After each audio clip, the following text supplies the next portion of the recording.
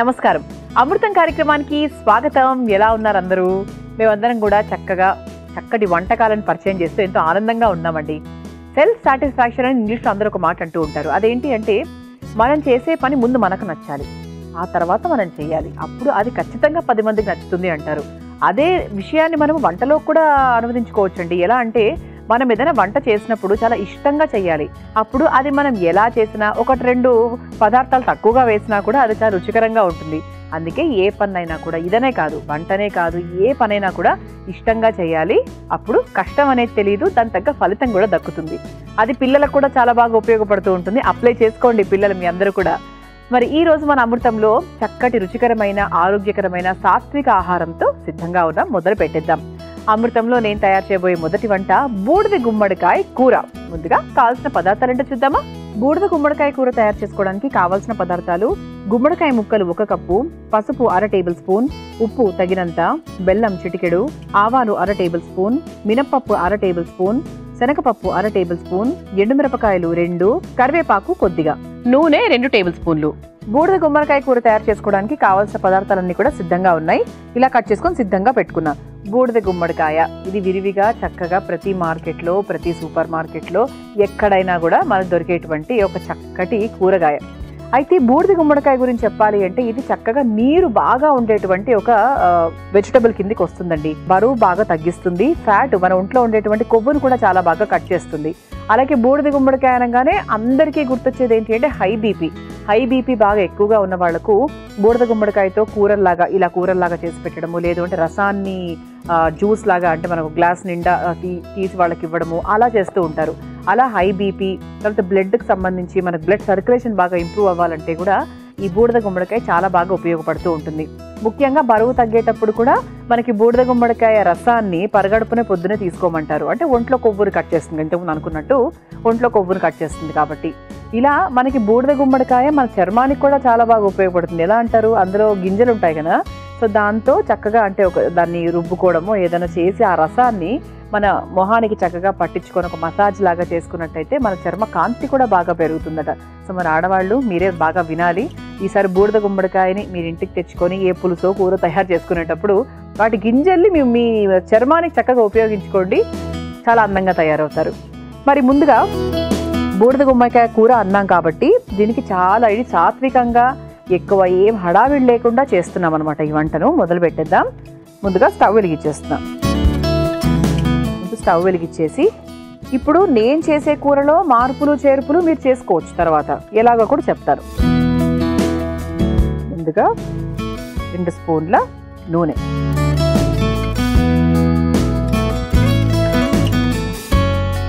నూనె కాస్త వేడైన తర్వాత నెక్స్ట్ వేసుకుందాం. అయితే నేను ఈ బూడిద గుమ్మడికాయ కూరలో అది ఎక్స్ట్రా ఏది వేయట్లేదు. అంటే టమాటా ముక్కలు కానివ్వండి, ఈ ముక్కలు ఆ ముక్కలు ఏది వేయట్లేదు. కేవలం బూడిద గుమ్మడికాయ అచ్చంగా అది మాత్రమే ముక్కలుగా కట్ చేసుకొని వేస్తున్నాను అనమాట. మీరు కూడా ఏంటి అంటే మీరు ఒకవేళ మీకు పిల్లలు తినాలి, లేకపోతే కొంచెం గ్రేవీ లాగా అవ్వాలి, కాస్త మసాలా తగలాలి అంటే కనుక మీరు మీకు ఉల్లిపాయలు అలాంటివన్నీ కూడా వేసుకోవచ్చు. కాకపోతే మన అమృతం ఎప్పుడు సాత్వికంగానే ఆహారం వండుతాం కాబట్టి మేము ఈ విధంగా వేస్తున్నాం అనమాట. నూనె కూడా వేయడానికి చూసారా. ముందుగా ఆవాలు,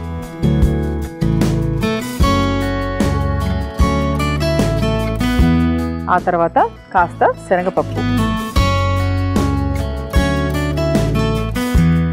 శనగపప్పు కాస్త వేగిన తర్వాత కొంచెం మినప్పప్పు, సన్న మినప్పప్పు అయినా వేసుకోవచ్చు, గుండు మినప్పప్పు అయినా కూడా వేసుకోవచ్చు. ఆ తర్వాత ఎండుమిరపకాయలు కూడా వేసేసుకున్నాము. ఇప్పుడు కాస్త పసుపు,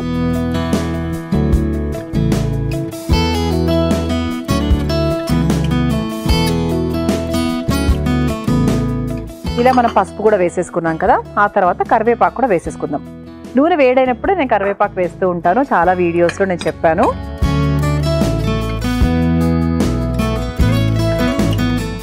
ఇది కొంచెం మనకు పోపు సిద్ధమైపోయింది కాబట్టి ఇప్పుడు మనం ఇలా కట్ చేసుకొని పెట్టుకున్నటువంటి బూడిద గుమ్మడికాయ ముక్కల్ని మన కూరలో వేసేస్తున్నాం. దీన్నే మనం పులుసులాగా కూడా చేసుకోవచ్చండి.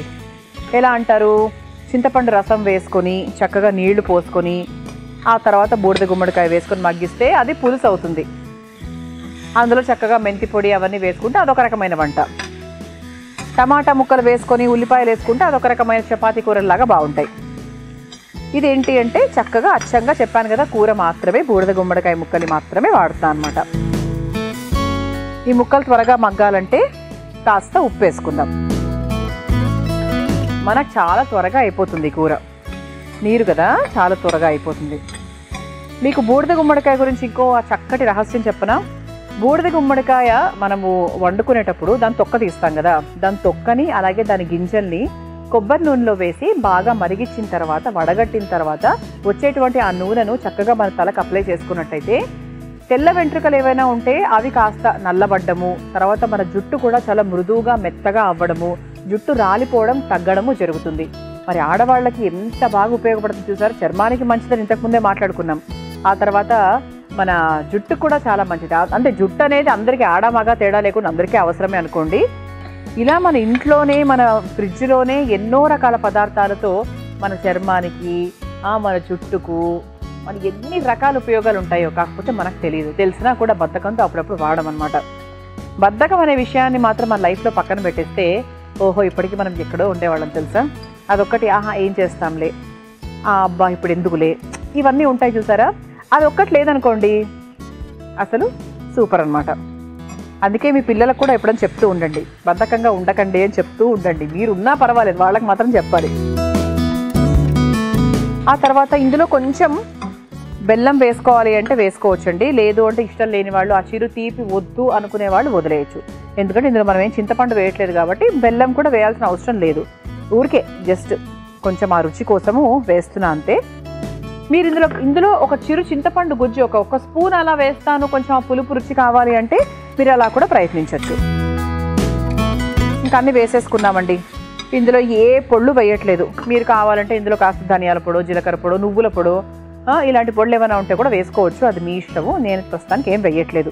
అదే చెప్పాను కదా, ఈ కూరను నేను చేసే విధానం ఇది. దీన్ని మీరు ఇంకోలా చేసుకోవాలి అంటే కూడా హాయిగా దీంట్లో మార్పులు చేర్పులు చేసుకోవచ్చు. కానీ ముఖ్యమైన పదార్థం ఏంటి అంటే మన బూడిద గుమ్మడికాయ. దాన్ని మాత్రం చాలా చక్కగా ఒక కప్పు నిండా వేసుకొని హాయిగా తినండి. ఇలా చక్కగా కలిపేసుకున్నాక కొంచెం నీళ్లు పోసుకుందామండి.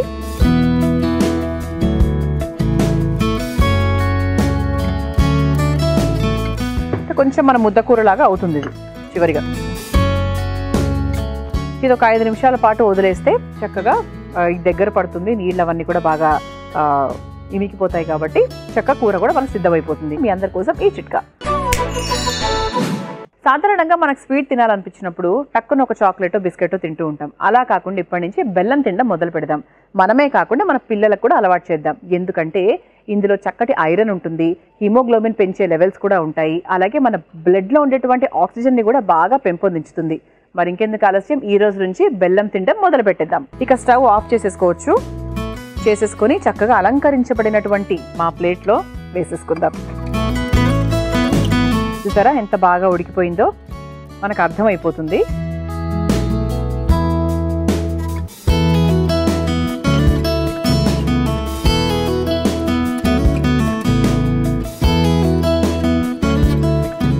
ఇలా చక్కగా వేడివేడిగా ఆరోగ్యకరమైన బూడిద గుమ్మడికాయ కూర సిద్ధమైపోయింది. మీరు తయారు చేసుకోవాలనుకుంటే కావాల్సిన పదార్థాలు తయారు చేసుకునే విధానం మరొకసారి చూసేయండి.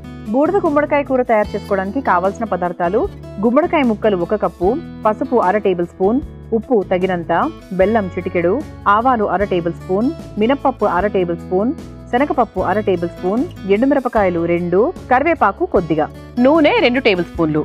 బూడిద గుమ్మడికాయ కూర తయారు చేసుకునే విధానం: ముందుగా స్టవ్ వెలిగించి ప్యాన్లో నూనె వేసి వేడైన తర్వాత అందులో ఆవాలు, పచ్చిశనగపప్పు, మినప్పప్పు, ఎండుమిర్చి, కరివేపాకు వేసి కాస్త వేగిన తర్వాత అందులో బూడిద గుమ్మడికాయ ముక్కలు, సరిపడా ఉప్పు, బెల్లం వేసి కాస్త నీళ్లు పోసి బాగా కలుపుకొని ఒక సర్వింగ్ బౌల్లోకి తీసుకొని సర్వ్ చేసుకుంటే బూడిద గుమ్మడికాయ కూర రెడీ.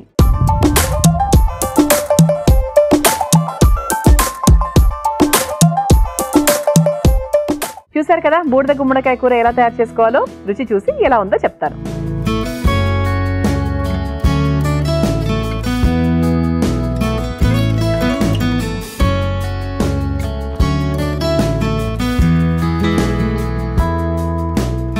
నేను చెప్పిందే నిజమైందండి. ఎంత బాగా ఉడికిందో, నీళ్ళలాగా ఉంది, తింటుంటే అలా కరిగిపోయిందనమాట నోట్లో.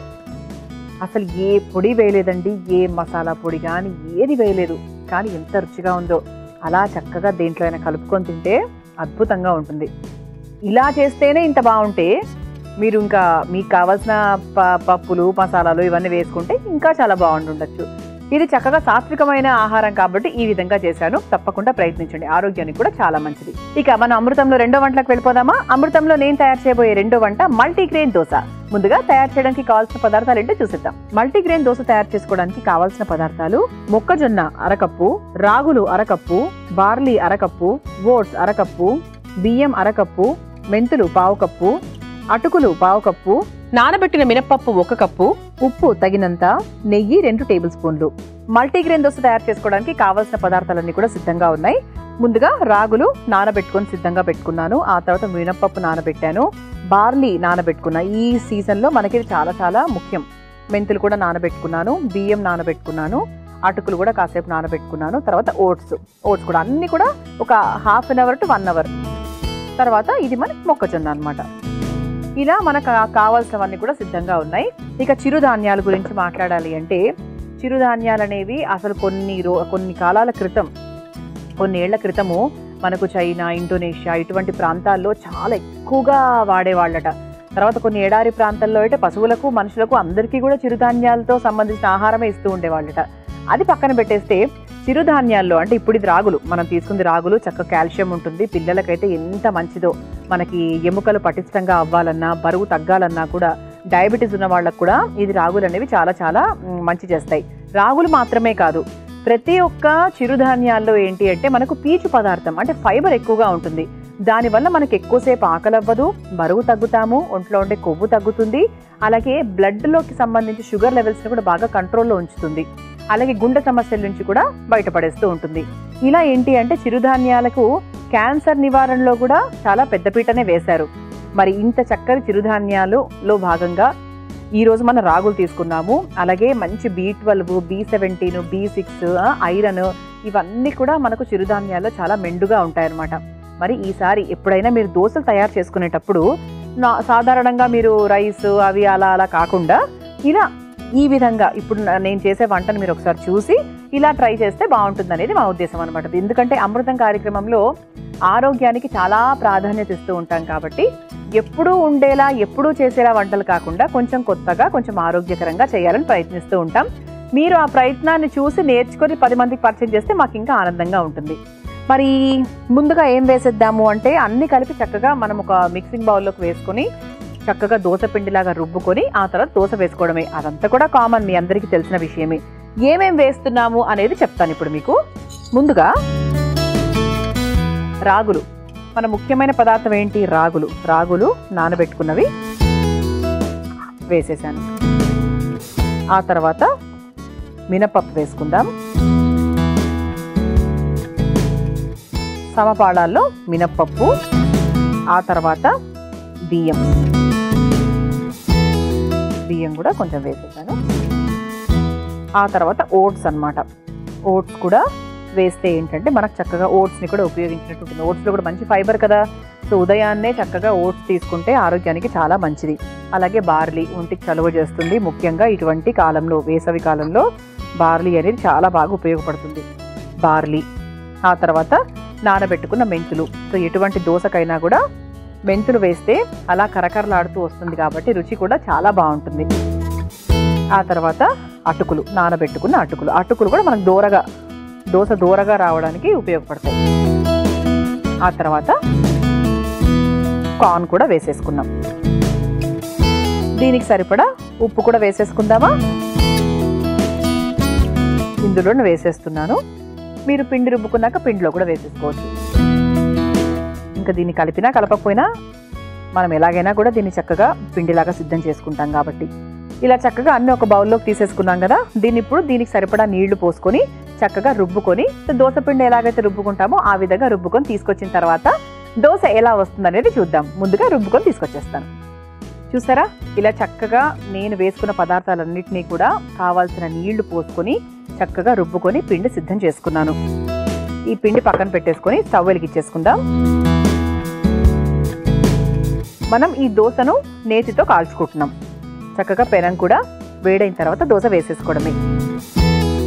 చాలా అంటే మనకు ఇది మనం ఉదయం ఒక 6 గంటలకు లేచామనుకోండి, 8 గంటలకు దోసలు వేసుకోవాలి అనుకుంటే ఒక గంట సేపు ఇవన్నీ నీట్గా సెట్ చేసుకొని పెట్టుకోవడానికి టైం పడుతుంది అంతే. ఎందుకంటే ముందు రోజు రాత్రి అది అవసరం లేదు, కేవలం ఒక గంట సేపు మాత్రము దీనికోసం ప్రిపేర్ అయితే సరిపోతుందండి.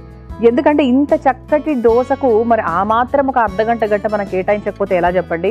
మన ఆరోగ్యం కోసం మనం చక్కగా టైంని కేటాయించుకోవాలి. ముఖ్యంగా మనకు కావాల్సింది అదే కదా, హెల్త్ ఈజ్ వెల్త్. ఇది బాగుంటేనే మనం ఎక్కడికైనా వెళ్ళగలము, యాక్టివ్గా పని చేయగలము, చక్కగా డబ్బులు సంపాదించుకోగలం. కాబట్టి ఈ విషయంలో మాత్రం ఎప్పుడు మనము కాంప్రమైజ్ కాకూడదు. ఇది ఒకసారి కలిపేసుకుందాము. ఇందులో మనం కావాల్సినంత ఉప్పు కూడా ముందే వేసేసుకున్నాం కాబట్టి నాకు తెలిసి ఇంకా ఉప్పు ఏం అవసరం లేదు. పెనం కూడా వేడవుతుంది. దీంట్లో మీరు కావాలంటే కొంచెం మసాలా దోశలాగా కూడా చేసుకోవచ్చు. మామూలుగా బంగాళదుంప కూరలు అవి చేసుకుంటూ ఉంటాం కదా, అలా కూడా చేసేసుకోవచ్చు. దీనికి చట్నీలు ఇక మన కామన్గా మనం దోశలకు ఏవైతే వాడుకుంటామో అవన్నీ కూడా చేసేసుకోవచ్చు. అసలు నాకు తెలిసి దీనికి ఏం అవసరం లేదేమో అనిపిస్తుందండి, ఎందుకంటే అన్ని రకాల రుచులు ఉంటాయి కాబట్టి. ఇందులో మీరు కొంచెం అల్లము, కొంచెం పచ్చిమిర్చి కూడా వేసుకుంటే ఇంకొంచెం అదే కారంగా కూడా ఉంటుంది. మసాలా దోశను కూడా మనం చేసుకోవచ్చు దీంట్లోనే. పెనం కూడా వేడైపోయిందండి, మనము దోశ వేసేసుకుందాం.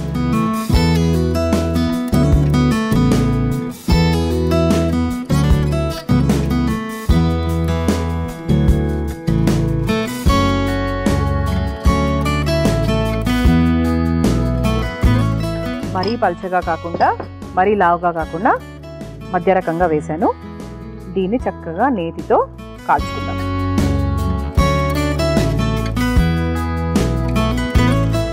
ఇది ఒకటి బాగా తక్కువ మంటలో చక్కగా మనకు 2 వైపులా కాలుస్తే ఇంకా చాలా బాగుంటుంది. అందరి కోసం ఈ చిట్కా. పిస్తా పప్పుల్లో చక్కటి ప్రోటీన్ ఉంటుంది, అలాగే రక్తంలో కొలెస్ట్రాల్ లెవెల్స్ని బాగా తగ్గిస్తుంది, తద్వారా గుండె సమస్యలు రాకుండా కాపాడుతుంది, జీర్ణక్రియని పెంపొందించుతుంది, అలాగే రోగనిరోధక శక్తిని కూడా పెంచుతుంది. మరి ఇంకెందుకు ఆలస్యం, మనము అలాగే మన పిల్లలు కూడా పిస్తా పప్పులను తరచూ తినడం అలవాటు చేసుకుందాం. చూసారా, చక్కగా నేతితో 2 వైపులా వేయించేశాను. ఇటువైపు మనం వేసిందండి, చక్కగా ఇటువైపు కూడా కరకరలాడుతుంటే మన అటుకులు మెంతులు అన్నీ వేసాం కాబట్టి అయిపోయింది. దీన్ని స్టవ్ ఆఫ్ చేసేసాను. ఇప్పుడు దీన్ని మడిచైనా వేసుకోవచ్చు, అలాగైనా కూడా వేసేసుకోవచ్చు.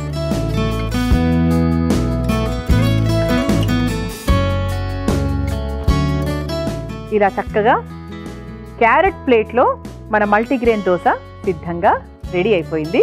ఇక మీరు తయారు చేసుకోవాలనుకుంటే కావాల్సిన పదార్థాలు తయారు చేసుకునే విధానం మరొకసారి చూసేయండి. మల్టీగ్రెయిన్ దోశ తయారు చేసుకోవడానికి కావాల్సిన పదార్థాలు: మొక్కజొన్న అరకప్పు, రాగులు అరకప్పు, బార్లీ అరకప్పు, ఓట్స్ అరకప్పు, బియ్యం అరకప్పు, మెంతులు పావు కప్పు, అటుకులు పావు కప్పు, నానబెట్టిన మినపప్పు 1 కప్పు, ఉప్పు తగినంత, నెయ్యి 2 టేబుల్ స్పూన్లు.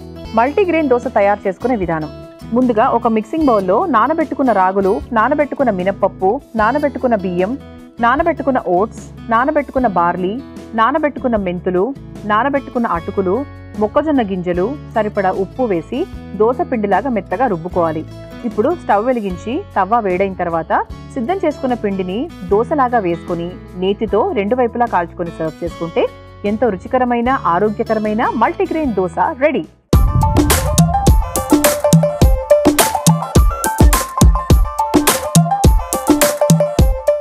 మల్టీగ్రెయిన్ దోశ రుచి చూసి ఎలా ఉందో చెప్తాను.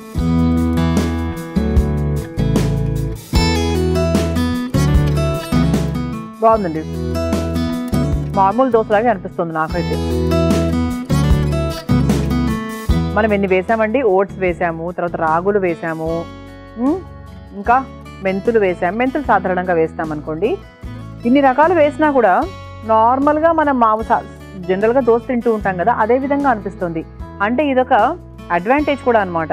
అంటే ఇన్ని వేసినా కూడా పిల్లలైతే ఏం పసిగట్టలేరు, కానీ పిల్లలకు మంచి పోషక విలువలు వెళ్తున్నట్టే లెక్క. నాకైతే చాలా బాగా నచ్చిందండి. చక్కగా ఉప్పు అది చాలా బాగా సరిపోయింది, కొంచెం కరకరలాడుతూ వచ్చింది. అటువైపు కరకరలాడుతూ ఉంటే అటువైపు మెత్తగా కూడా ఉంది, మరీ ఇలా క్రిస్పీగా అలా పాపడ్లాగా ఏం అయిపోలేదు. నాకు ఇలాగే ఇష్టము. తప్పకుండా మల్టీగ్రెయిన్ దోశ మీరు కూడా తయారు చేసుకోండి, సరేనా? చూసారు కదా, ఇవాళ అమృతంలో నేను తయారు చేసిన ఈ 2 వంటలు నాకు బాగా నచ్చేసాయి, మీకు కూడా బాగా నచ్చాయని ఆశిస్తూ రేపటి అమృతం కార్యక్రమంలో మరో 2 వంటకాలతో మళ్ళీ కలుసుకుందాం. అంతవరకు సెలవు, నమస్కారం. ఈ కార్యక్రమాన్ని తిరిగి చూడాలనుకుంటే www.youtube.com/@ETV Life Spiritual లో చూడవచ్చు.